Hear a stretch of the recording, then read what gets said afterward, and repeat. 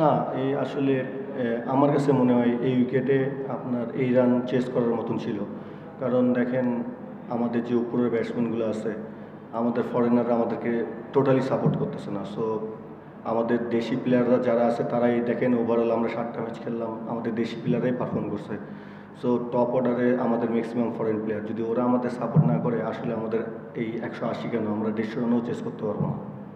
Captain হিসেবে তো আপনার একটা রোল আছে বিদেশি প্লেয়াররা যাতে ভালো করে তাদেরকে একটু জাগিয়ে তোলা, সেই হিসেবে আপনি কতটুকু চেষ্টা করছেন?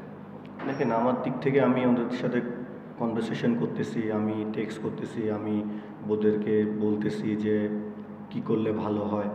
আসলে আলটিমেটলি আসলে মাঠে খেলা যে আসলে পারফর্ম করাটা আসলে তারা আসলে এতগুলো ফ্র্যাঞ্চাইজিস খেলে, আপনি দেখবেন যে আমাদের যেসব ফরেনার আছে সবারই স্ট্যাট অনেক ভালো। সো আসলে বেশি আসলে বলারও কিছু নাই, তো হচ্ছে কথাবার্তা, বাট আসলে ওটা করতে পারতেছে না। তানজিন সাকিবের হয়েছে আপনার নিক হয়তো ইনজুরি হয়েছে, তো ঘুমানোর সময় হয়তো পাইছে ব্যথা, সেই জন্য আর কি খেলতেছে না। আপনাদের বোলিংটা ভালো হয়েছিল, মিডলে এমন কি হলো যে আপনাদের বোলিংটা লাইন থেকে বাইরে চলে গেছে? না দেখেন, ক্রিকেট খেলার কিছু কিছু জায়গা আছে যে জায়গাতে ওগুলাতে অনেক কিছু, একটা ক্যাচ বা একটা ভালো ফিল্ডিং অনেক ডিপেন্ড করে। সো আমার কাছে মনে হয় যে আমাদের যখন বিজয়ের লাস্টে পল স্টার্লিংয়ের একটা ক্যাচ মিস হলো আমাদের নাইটের হাত থেকে, সো এই জায়গাগুলো ছোট ছোট জিনিস আসলে এফেক্ট করে টিমের মধ্যে।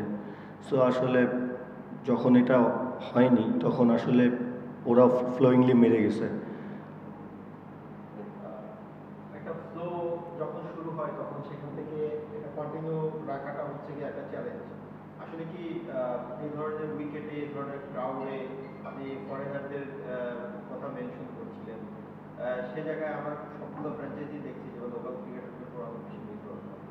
তো আসলে ফাইন টিউনিংটা কোথায় হচ্ছে না, মানে আপনার কাছে কি মনে হয় যে ঢাকায় খেললেন, সিলেট খেললেন, চিটাগাংয়ের এখন এমন একটা ব্যাটিং প্যারাডাইস উইকেটে এরকম অবস্থায় থ্রো করলেন, মানে এটা আসলে আপনার হতাশা আপনার মধ্যে আছে, কিন্তু ফাইন টিউনিংটা কোথায় হচ্ছে না সেটা আপনার আমার কাছে মনে হয় আমরা কোনো দিন হয়তো ব্যাটিং ভালো করতেছি, বোলিং খারাপ করতেছি, আবার আমরা তিনটা তিনটা জায়গাতে একই রকমভাবে পারফর্ম করতে পারতেছি না।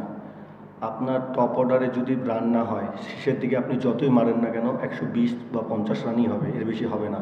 সো টপ অর্ডার থেকে যদি ক্যারি করে তো নিচের ব্যাটসম্যান যারা তাকে বলেন তারা খুব সুন্দর ক্যারি করতে পারে। সো আমার কাছে মনে হয় যে আমাদের মানে মিক্স আপ হচ্ছে না, মানে একই মানে জেতার জন্য যে তিনটা জায়গাতে আমাদের ভালো পারফর্ম করা দরকার, আমরা তিনটা পজিশনে একইভাবে খেলতে পারতেছি না। পরের ম্যাচে কি পরিবর্তন আসতে যাচ্ছে কি না ব্যাটিং অর্ডার, যেহেতু এই জায়গাটা শুরুতে ক্লিকটা হচ্ছে না, পরিবর্তন আসবে কিনা? এখন আমাদের কোচিং স্টাফদের সাথে কথা বলতে হবে, দেখতে হবে আসলে কি অবস্থা, চেঞ্জ আসতে হবে, চেঞ্জ না আসলে আসলে হচ্ছে না, চেঞ্জ আনতে হবে।